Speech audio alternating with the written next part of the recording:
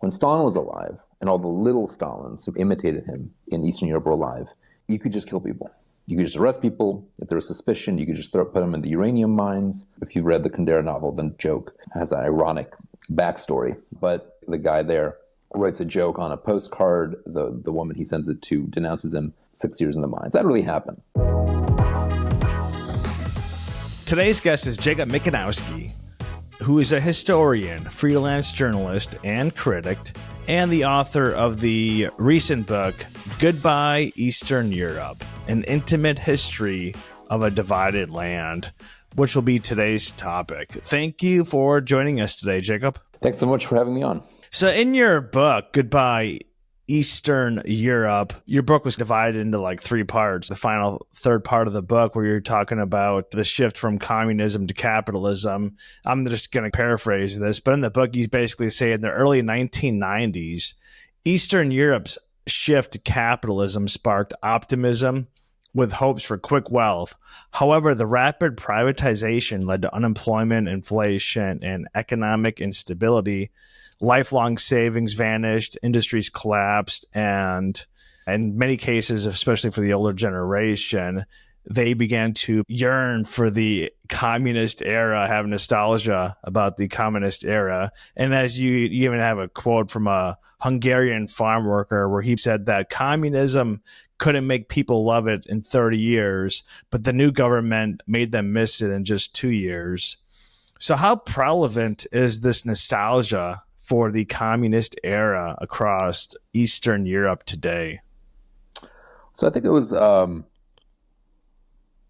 very common in the early 90s. The early 90s were that transition was an incredible shock, and in the short term, experienced for many people as a pretty massive disaster.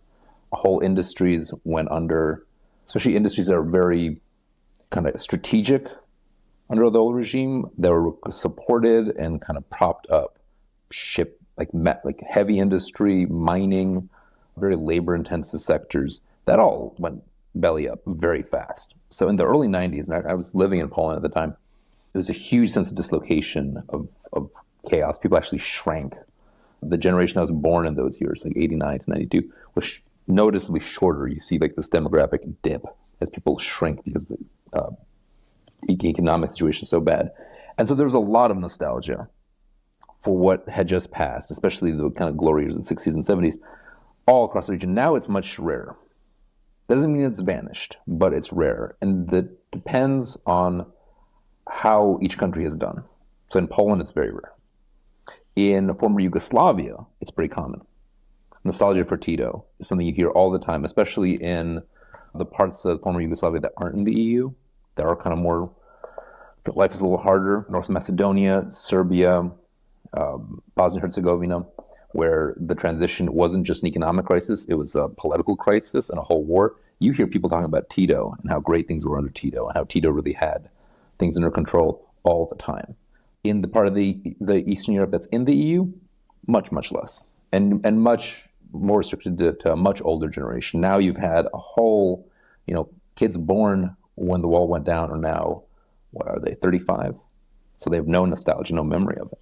So that's kind of passing. I kind of get on these kicks where I just read a bunch of books on one topic, and I read like 150 books a year. And I've been reading a lot of books from former communist authors from the Eastern European countries. My favorite was The Unbearable Lightness of Being. And then I was reading some books about the Berlin Wall falling. And I was reading some from the author of Cafe Europa, Life After Communism. She has several.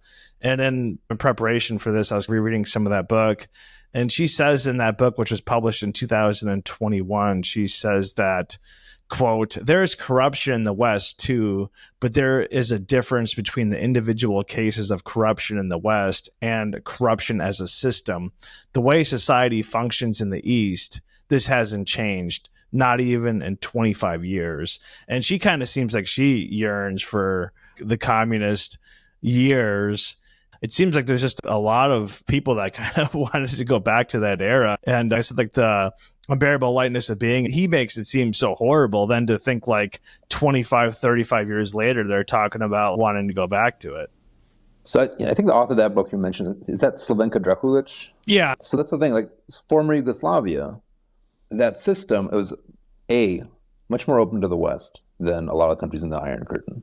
Yugoslavia was kind of not in that Soviet bloc. It was communist, but pioneered a third way, that Tito wasn't kind of broke with Stalin, and then they had this in-between system, economically very much managed from the center, but international relations not allied with Moscow, looking for allies in the third world, especially with Indonesia, with Egypt.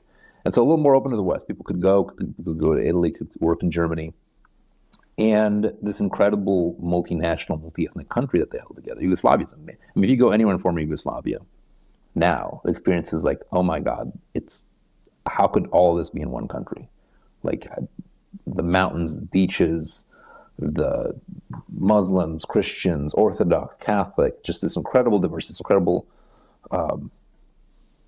they would be the best country in basketball now. They'd be the best country in tennis. They just have this, if you put it all back together.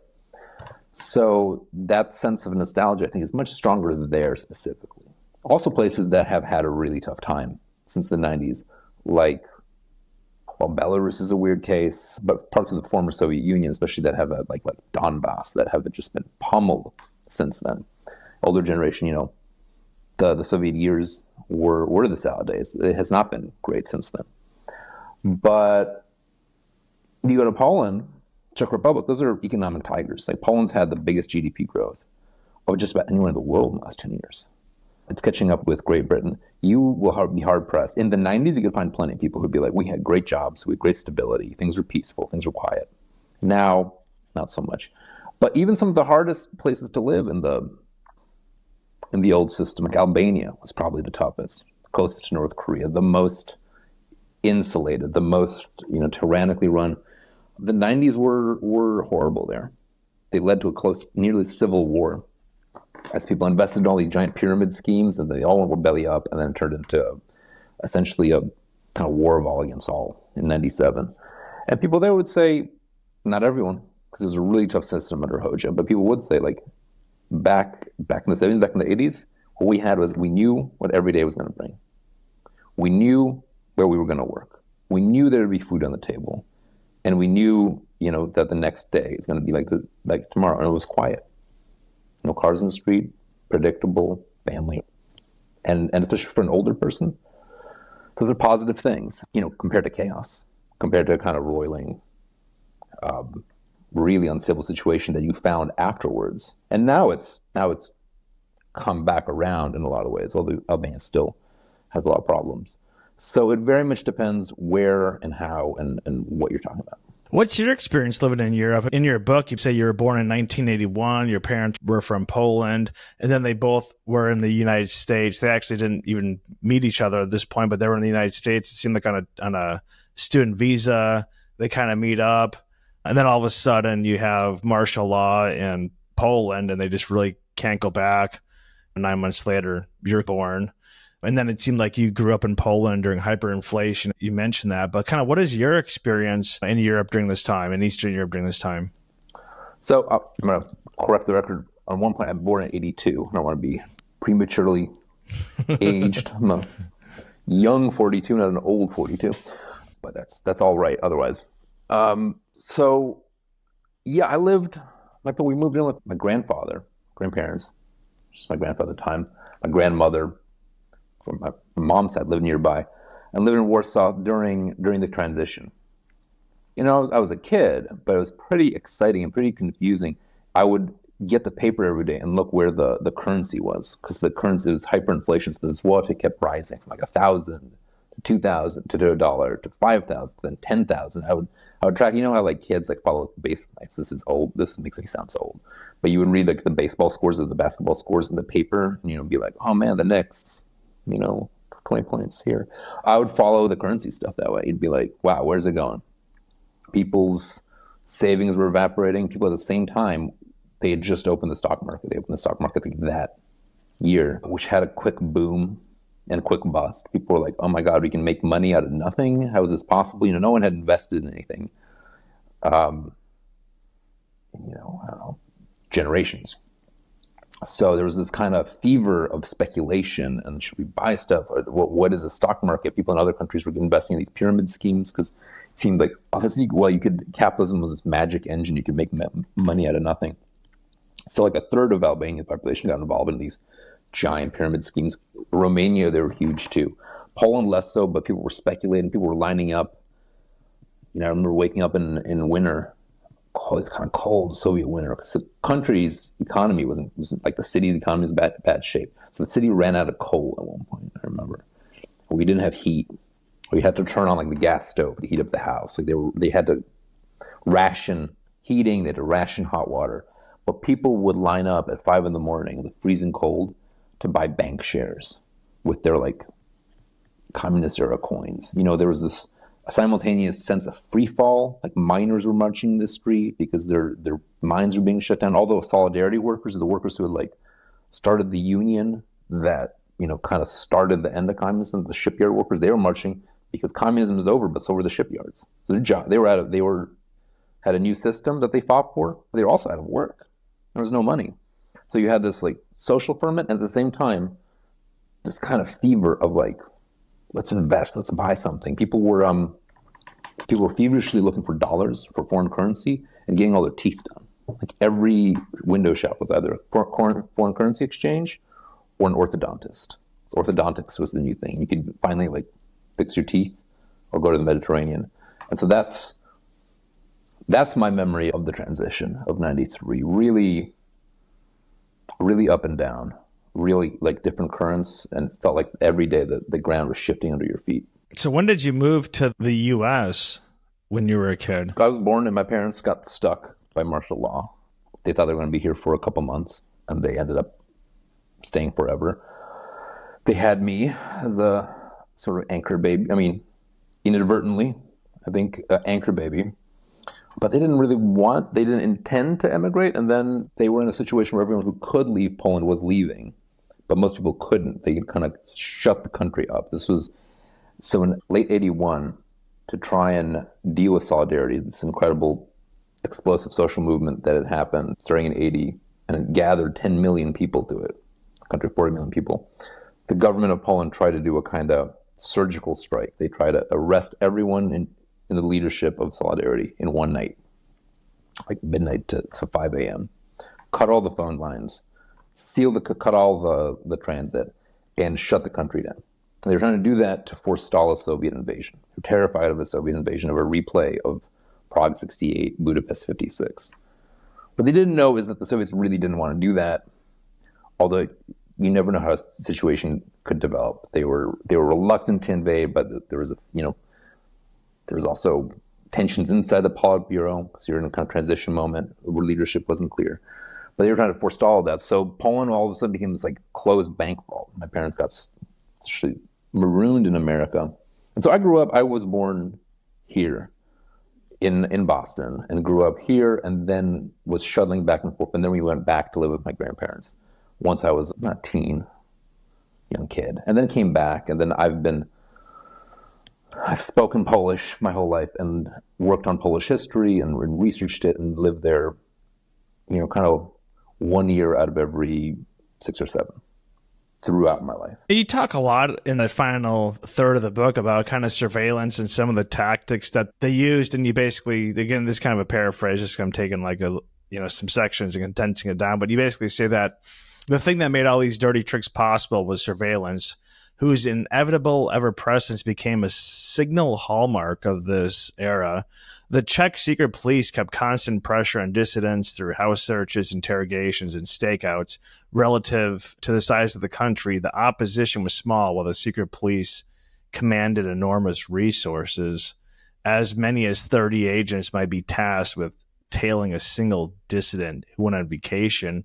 And then later on, you talk about how the real breakthrough in surveillance was technological, beginning in the 1960s. A new generation of electronic devices, listening devices, phone taps, hidden cameras allowed the block security services to perform previously undreamed of feats. What was the surveillance state like during this era? This again varied by country, but The big picture is you had secret polices with enormous resources to do mechanical surveillance, so wiretap, audio tap, and then boots on the ground surveillance. Follow people around, ask people in their life to keep tabs on people.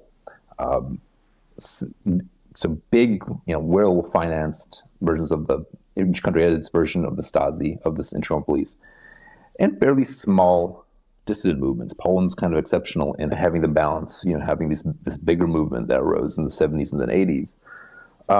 But that world that Kundera left and that the other Czech writers who stayed in Czechoslovakia lived in 68 was a very paranoid world.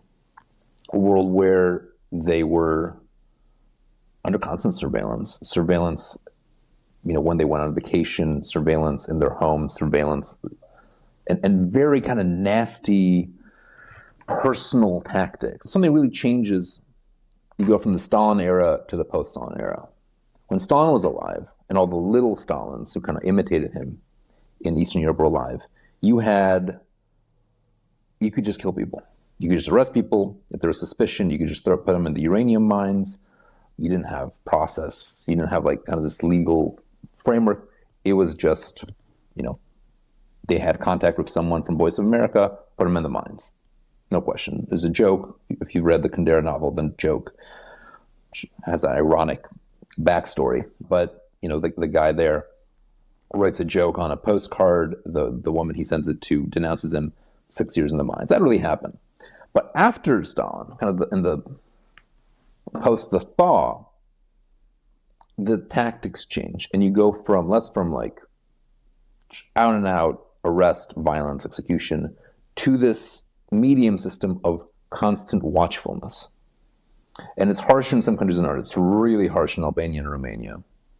It's much less intense in Hungary and Poland, where they do things and they can be nasty, especially post-68. With freedom of speech, it's pretty relaxed. And Czechoslovakia is kind of the medium case where you have tons of surveillance and they're constantly bringing you in for questioning and then letting you go, and letting dissidents kind of operate mostly in the open, but constantly harass, and sometimes in really nasty personal ways where they would frame people, would find people's mistresses and expose them, would create fake pornography, kind of early versions of deep fakes, but with paper and scissors, to embarrass people. Post-68, Czechoslovakia is a nightmare of all these kind of nasty, dirty tricks. But on the other hand, you weren't just sent to the mines. They stopped just doing, disappearing people or throwing people in prison. It was kind of this constant system of watchfulness and harassment and surveillance and making life really uncomfortable. Some people they would encourage to emigrate. Some people they would put in jail briefly. But it was to keep everyone on their toes as much as possible. Kind of a weird world. I don't know what's a current analogy for that. Where would be? Where's a country that has that kind of middle ground between total repressiveness and total openness? Another quote from your book, you say that typewriters struck communist authorities as particularly dangerous to their security because they were one of the few means of mass communications remaining in private hands. After 1983 in Romania, all typewriters had to be registered at the local police office.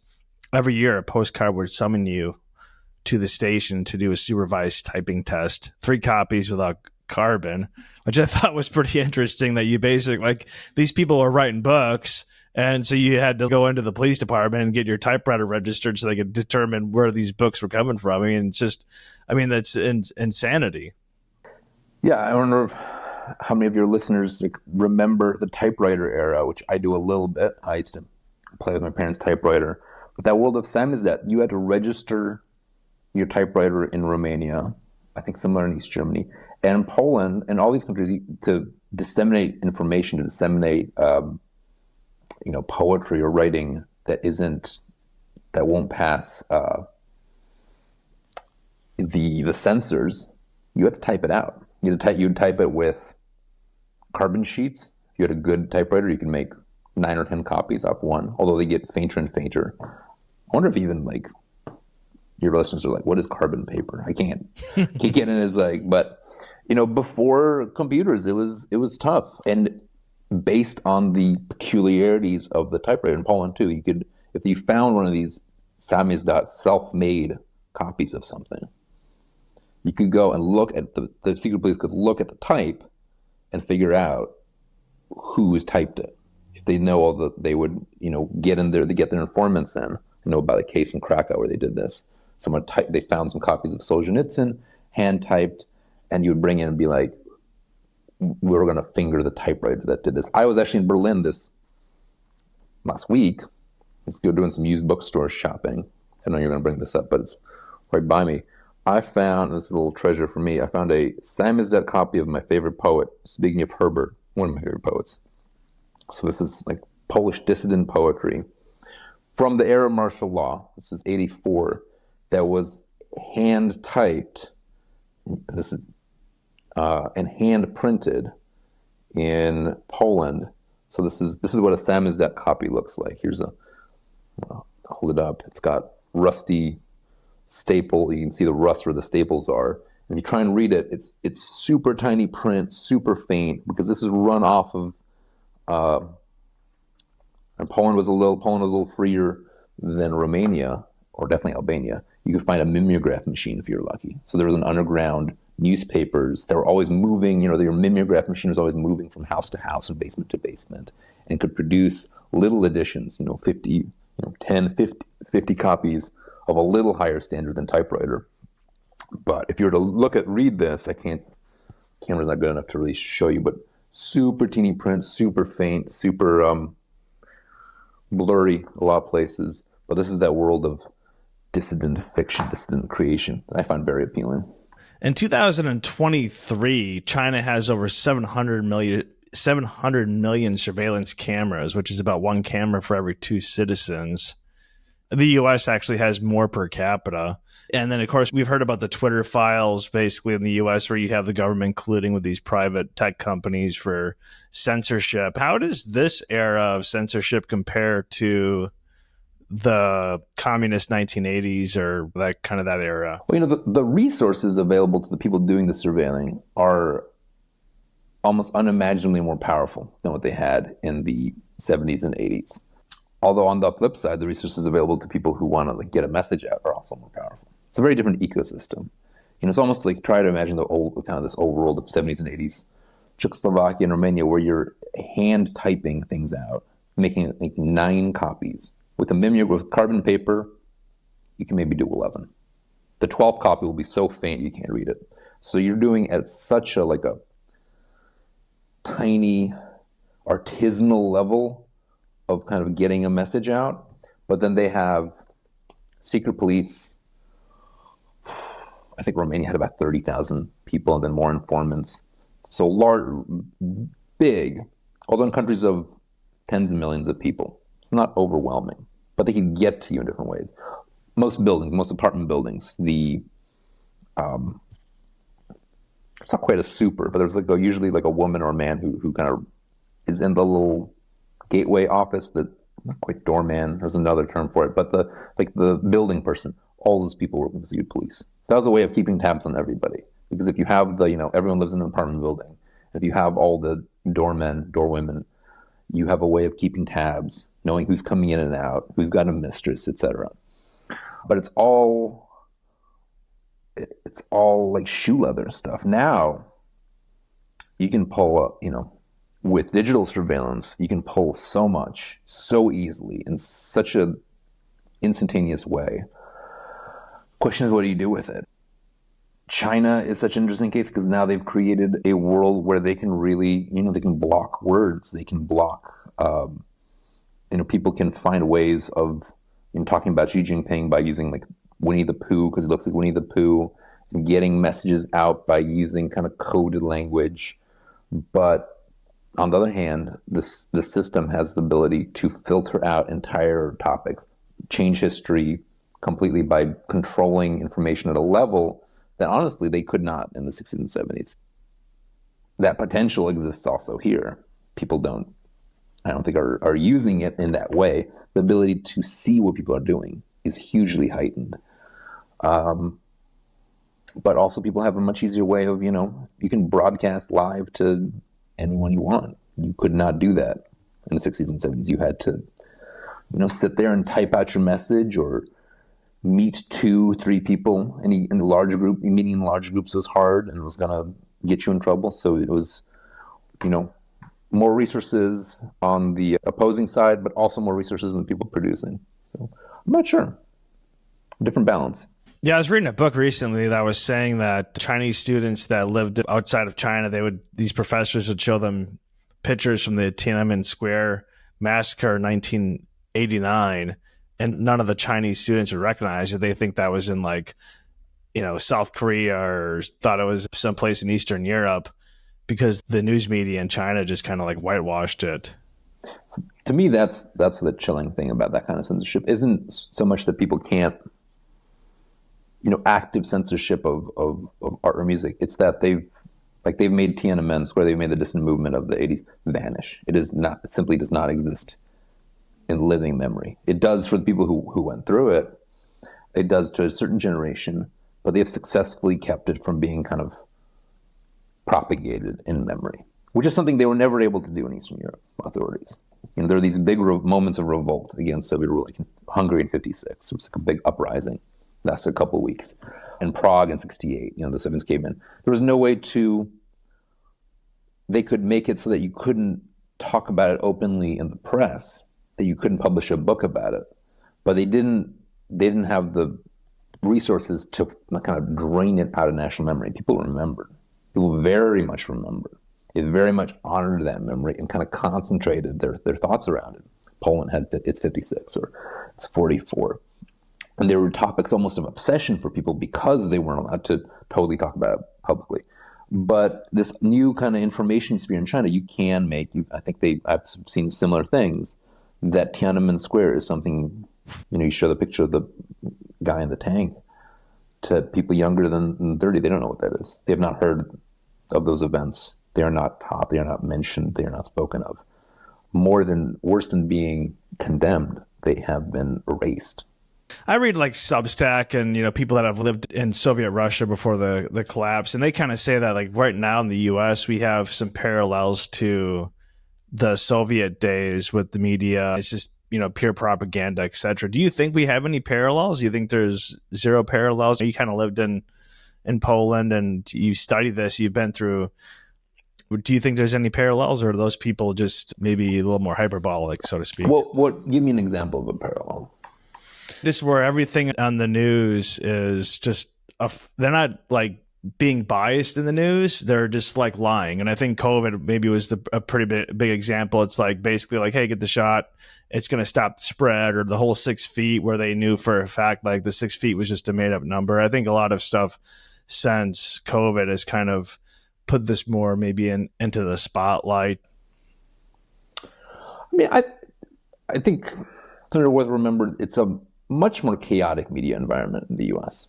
That's one we'll learn. A much less, the world, I'll tell you the world of Poland of the 80s or Soviet Union of the 80s, kind of less. But if you turn on the TV, there was Channel 1 and then Channel 2, which ran about half as often as was on half as many hours as Channel 1. The 2 channels, all state programming, or stuff they would license from the West. So Bonanza was on a lot. You know that show. American Western. Bonanza was weirdly on a lot. And kind of dull documentaries about agriculture, and then the state news. And all major publishing, all print radio was in state control. My grandfather would listen to the BBC. You could get the BBC though. So he would tape stuff off the BBC to listen to it. People in a lot of the world would do that. BBC had big reach, but Voice of America too. So you get around it that way. But a very limited media ecosystem. As much, America, there are moments when there's one message being broadcast everywhere, but there isn't that centralization. So I'm skeptical that we're in the kind of 1984 redux, because even the kind of institutional media that we have keeps shrinking. People aren't watching network news, or they're watching it less and less. Cable news every year is getting smaller and smaller in terms of its audience share. People get their information from podcasts, an increasingly number of like internet sources, different kind of legacy newspapers also keep shrinking.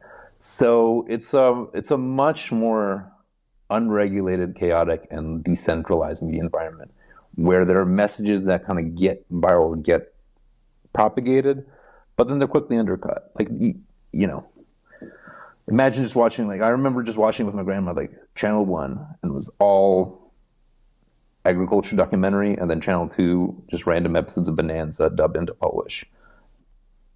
We have a lot more channels now. So you can, a lot more, and a lot more channels kind of underneath the channels. And there's what I think has been happening last 10 years is the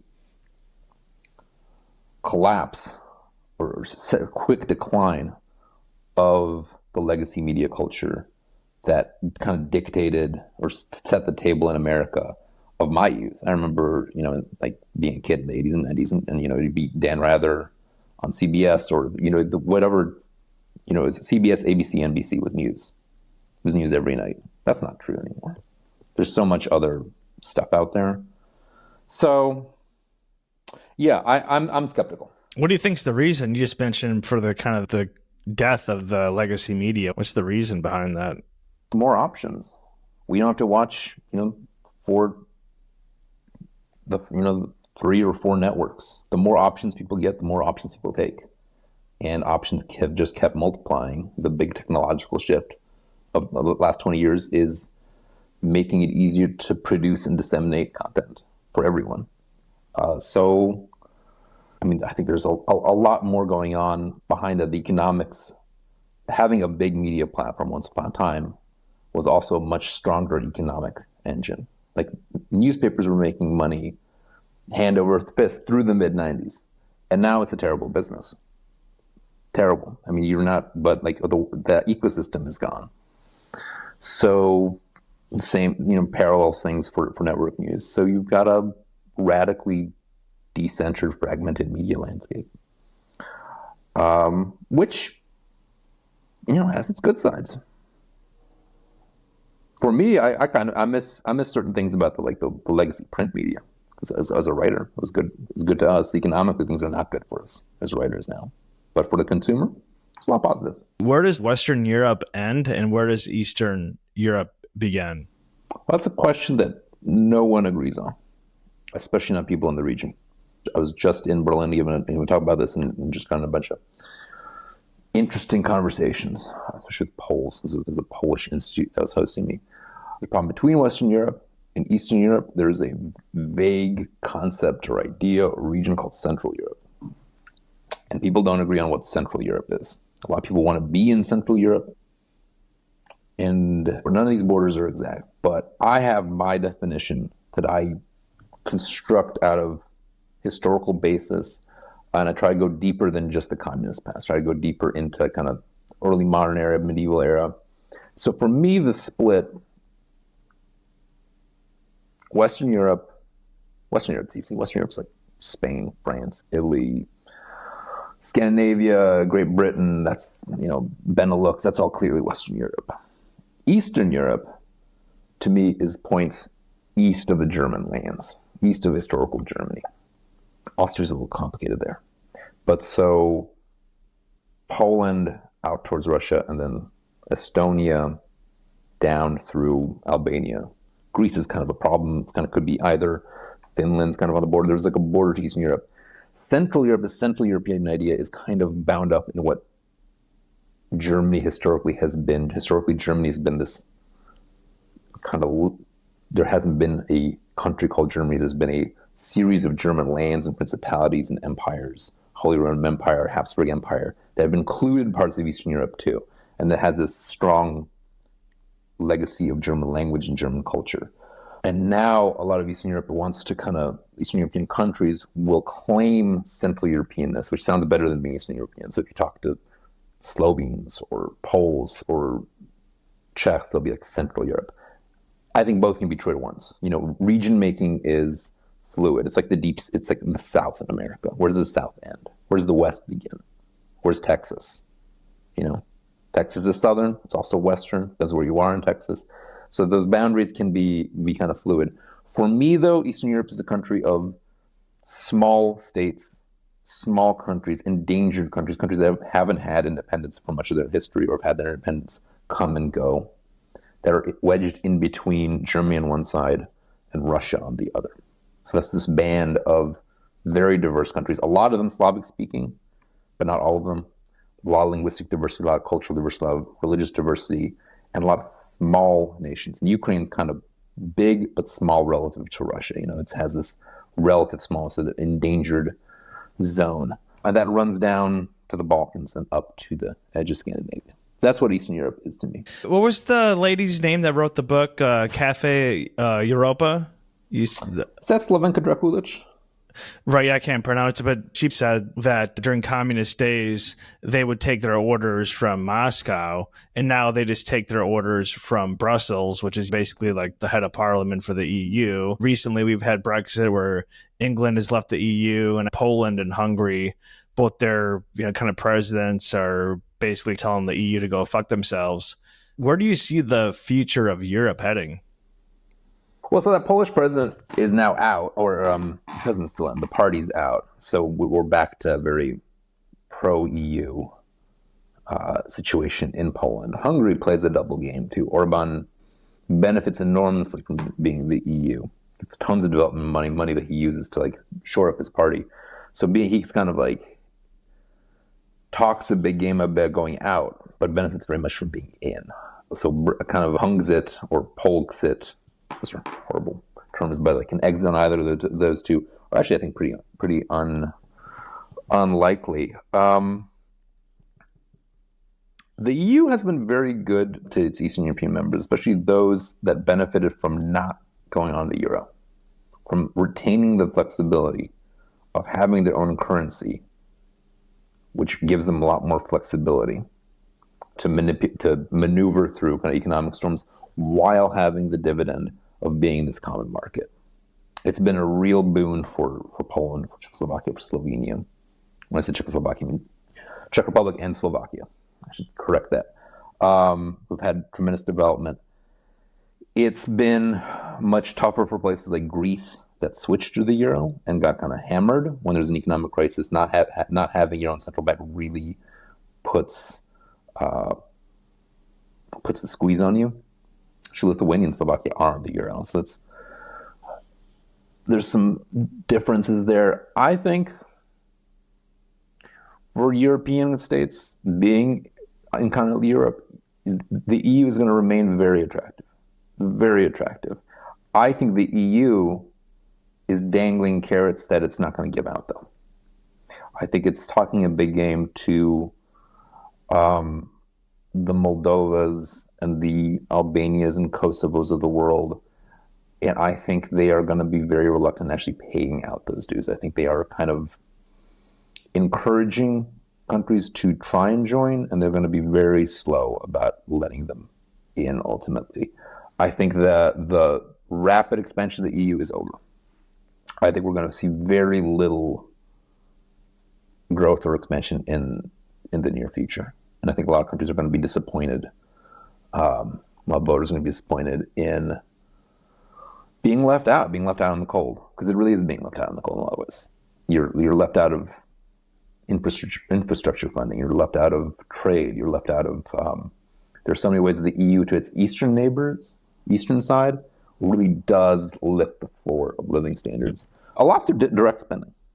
Through direct like capital investment. There's nothing kind of mysterious about it. They just spend, like you go to Hungary, every intersection you go on the highway is being turned into like a fancy roundabout with EU funds. They're actually being funneled through Orban's party. So it's an interesting dynamic, but you just see a lot of like major capital investment, and that benefits people. So the direction of Europe, well, that's the direction of the EU. I could say more about the direction of Europe, but I'll leave it there at that. What's the overall direction of Europe? And then, of course, we have the whole Ukraine, Russia conflict as well going on right now. I think I talked a big game just there. I'm like, I know the history, the future. I do not know the future of Europe. I'll say that for the record. I do not know specifically what I'm like. I know. I'll give you exactly what's happening. I do not know. The war took me off guard. Historians, I think, make bad predictors of the future. So, I mean, I have my take, but just take it with a grain of salt, because I think historians 9 times out of 10 are wrong. So just, I think there are a lot of, in the kind of eastern fringe of Europe. So the part, the borders of the EU, there are a lot of conflicts that are extant or kind of in frozen shape, and I think they are going to be very slow to resolve. I think things are doing very well in the EU, but on the outside against out in the cold. So the situation in Bosnia, which is really two countries in a kind of cold war at each other within one somewhat dysfunctional shell. Most people don't know this, but there's a Serbian Bosnia and a Muslim Bosnia. Two countries that are really run separately, don't like each other, and are in this uneasy alliance. The Kosovo, Albania, Serbia problem, I don't think that's going away anytime soon. I think the Bosnian problem is going away anytime soon. I think Belarus, I mean, Lukashenko can't live forever, but I think he can live for a very long time, or someone like him. Moldova is an interesting case in the middle. I don't think the Ukraine war is going to resolve itself quickly or easily. A lot of these conflicts and a lot of these situations are going to persist. So there isn't, just as there isn't another wave of EU expansion coming, I don't think there's another wave of 90s era democratization coming. I think the countries that are out are going to have a tough time getting in. But miracles happen. So, don't take my word for it. Stuff happens out of the blue. 89 took everyone by surprise. Everyone by surprise.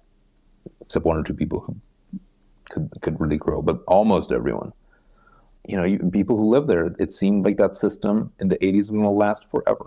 It seemed like it would never crumble. It seemed so impossible to see the end of the Soviet Union and of Soviet power in Europe.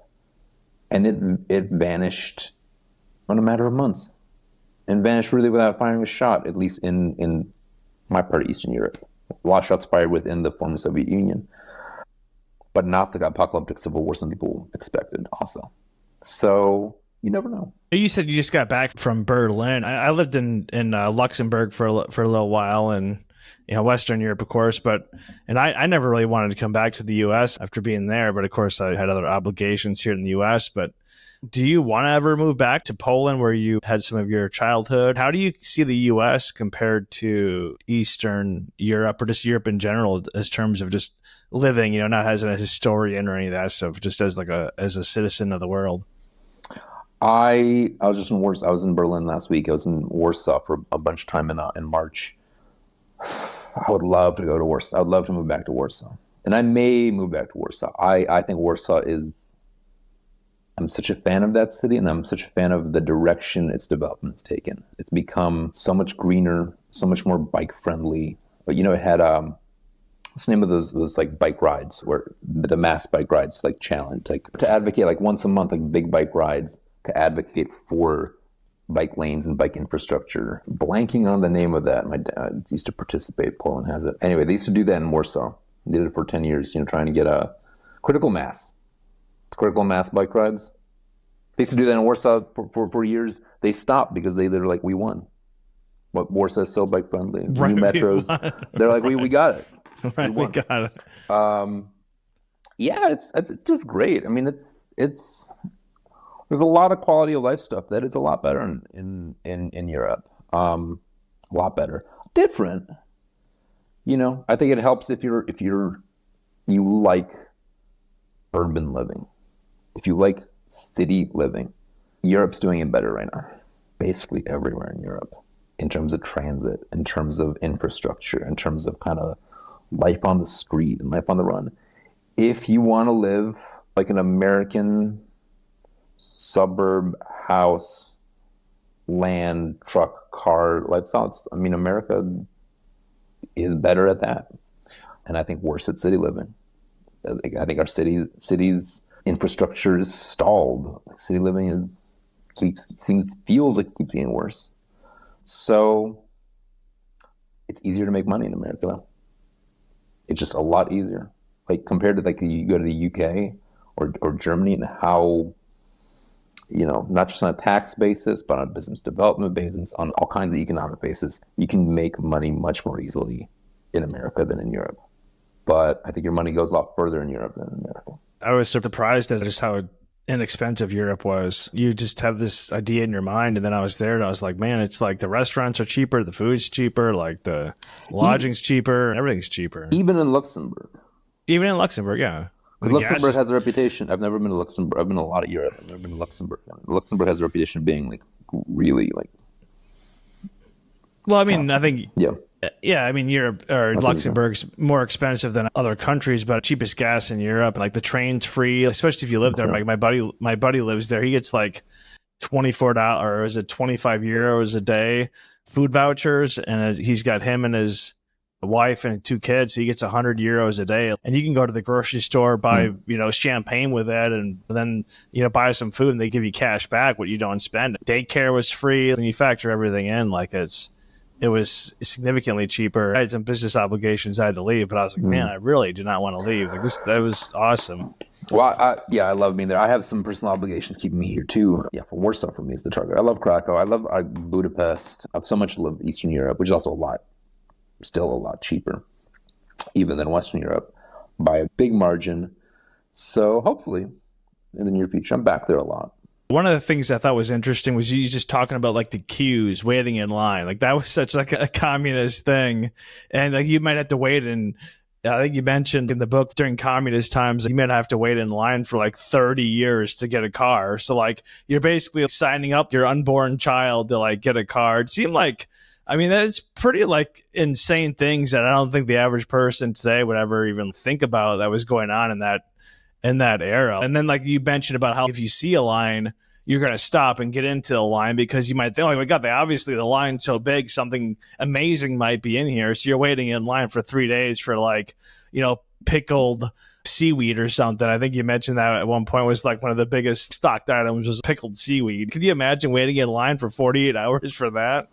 So I can't, like the 80s in Poland were kind of the era of when this crisis was the worst. And so you have lines like that all the time and stores with no goods. We now have no experience of planned economies outside of, we don't have a lot of North Koreans to talk to, maybe Cubans, but that world, it was a real peculiar inverse of America because people weren't poor. People had apartments and they had in some parts of Eastern Europe, like a lot of Czechs would have like summer homes, but they didn't have things to spend money on.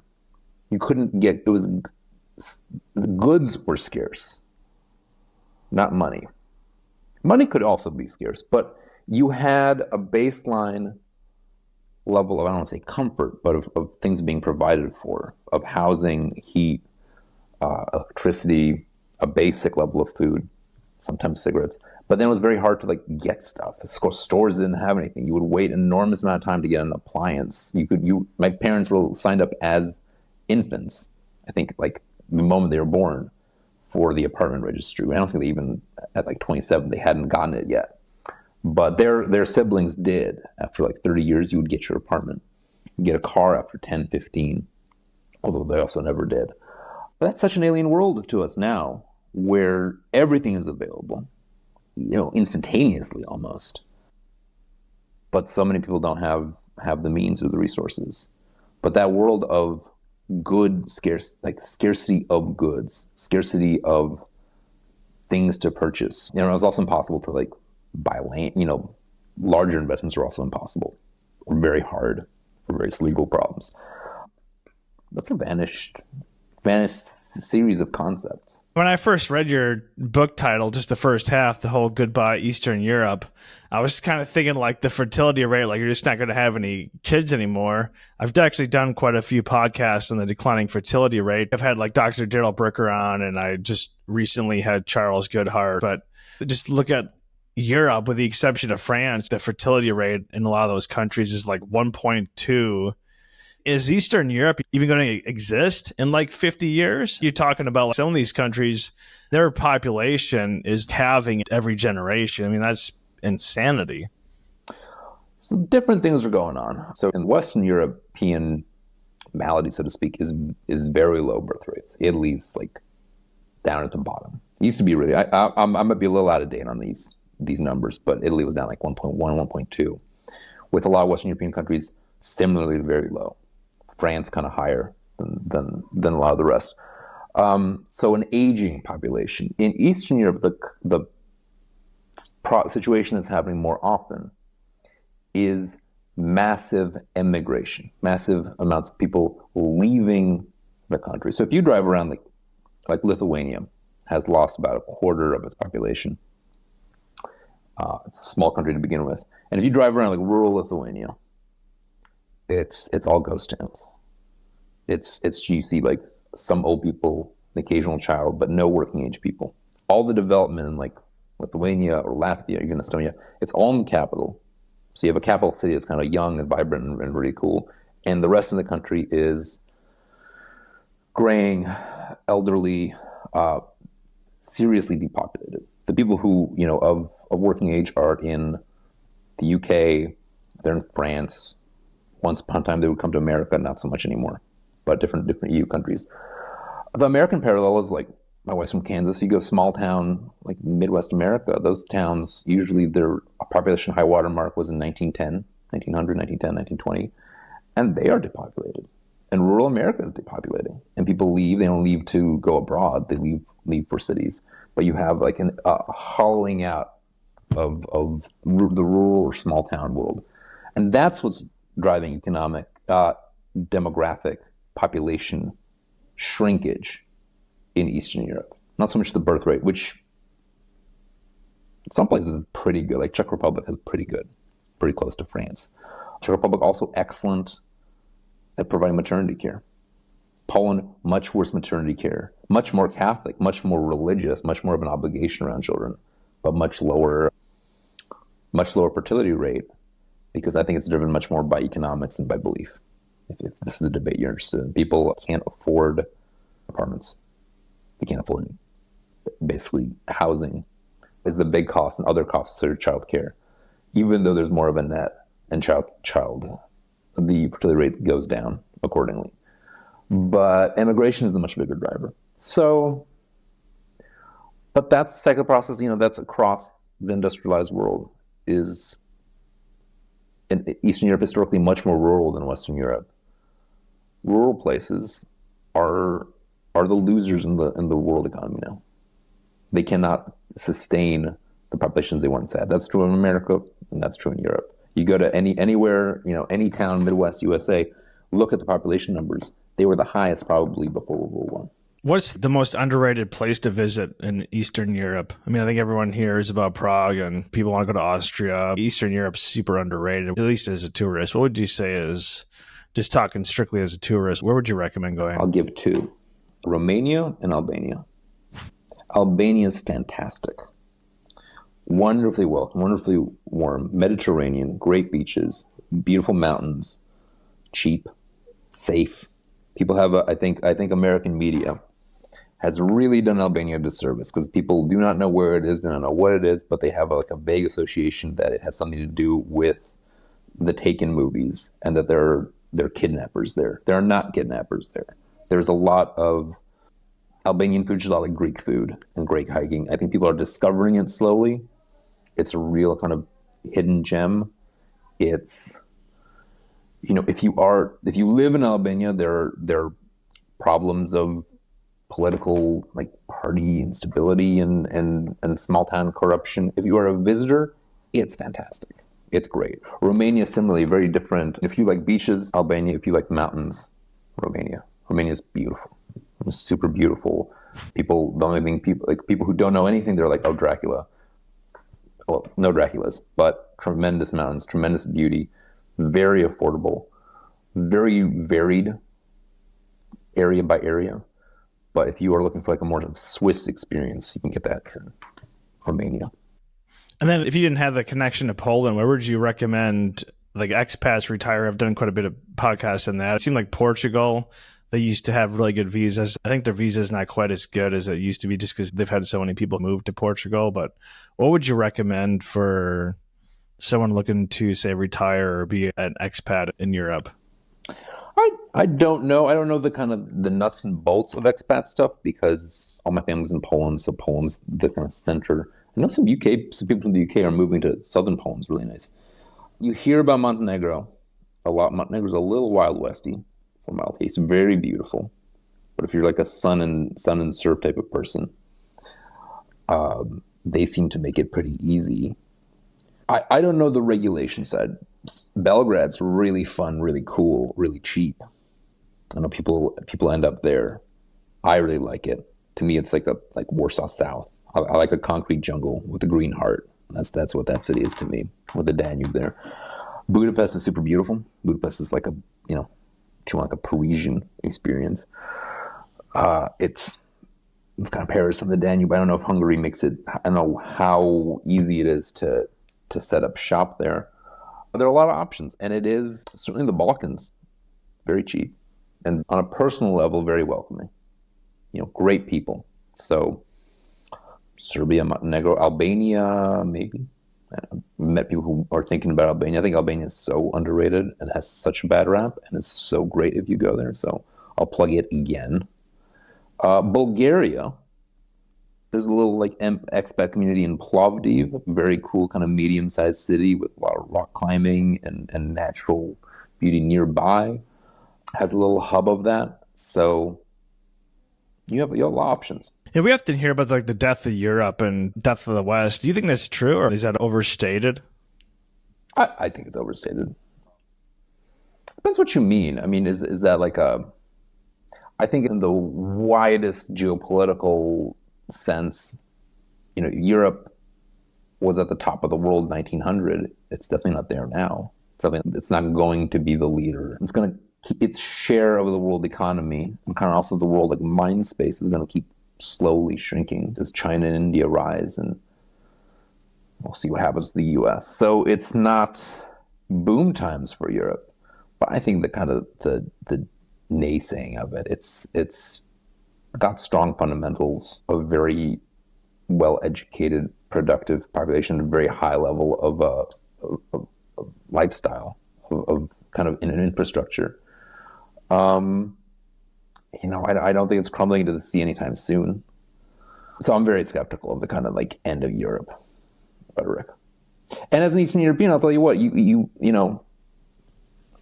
with dialogue on immigration, I've heard it applied to Poles as recently as 10 years ago, 15 years ago now, 2008, that there's going to be France, where the EU expanded, that France or the UK was going to be flooded with Polish plumbers and Polish electricians and all these people who are going to go. You know what's happened in 15 years? Poland's developed so fast, most of the people have gone home and been replaced by other, and people commute across Europe. There are a lot of people, construction workers, service workers, they might live in Romania, work in the UK or work in Italy and work on a Monday to Friday basis and fly home. It's a very integrated labor pool in the EU now. And I think there's a somewhat condescending idea that obviously people would want to flee this horrible gray Eastern Europe and never come back. Some people did move permanently, and you hear a lot of Polish spoken in Ireland and UK and all over. But as the economics balance out, people go home. People go home to their families. People go home, build their mom's houses, start new businesses. And so you have the flow in half a generation has reversed. People are now leaving Western Europe, going to Eastern Europe, going home, starting businesses, making homes, having families. So it's a very, I think, actually, Eastern Europe positive situation. Yeah, I remember when I was in Luxembourg at my buddy's house, his hot water heater went out, and he's trying to get someone to come over and fix it. And he's like, man, I just want a Pole to come over, because he's like, those are the only people that have the skill level to fix it and have the work ethic to show up on time. That was probably his biggest gripe about living in Luxembourg. It's like the cable company in the US, it's like, oh yeah, we'll show up Monday through Friday between 9 and 5. Who wants to wait around? It's like the whole island time. Island time to me is just like a euphemism to say I'm a lazy piece of shit time, but it's a much more polite way to say that. Ironically, those Poles have a lot of them probably have gone home, and now you'll see that same sector of kind of heavier labor more often it'll be Romanians in that part of Europe. And in time, Romania is developing very fast. 10 years, it'll be someone else. Like the idea of this permanent wave coming in. No, it's driven by kind of moment to moment economics, and it reverses pretty fast. But that's been the pattern. Jacob Michanowski, hopefully I said it mostly correct, who is the author of the recent book Goodbye Eastern Europe, an intimate history of a divided land. Thank you for spending over an hour with us today. 2 final questions. Just where can people find you, get a hold of you, you do a lot of other writings, find your book, and then secondly, leave us with a final thought. Final thought.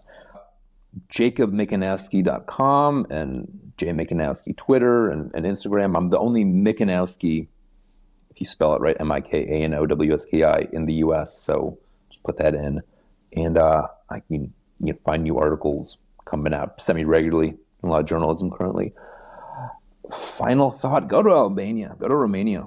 Stop going to Italy, stop going to these tired Western European locations with a zillion tourists. Find something new. You'll enjoy it. My dear friends, that is it for this episode of El Podcast. Once again, if you're not yet subscribed, please subscribe on YouTube as well as Rumble. You can also find us on Spotify and Apple Podcasts or wherever you get your podcasts from. We thank you all from the bottom of our hearts for watching and listening, and we will see you on the next episode.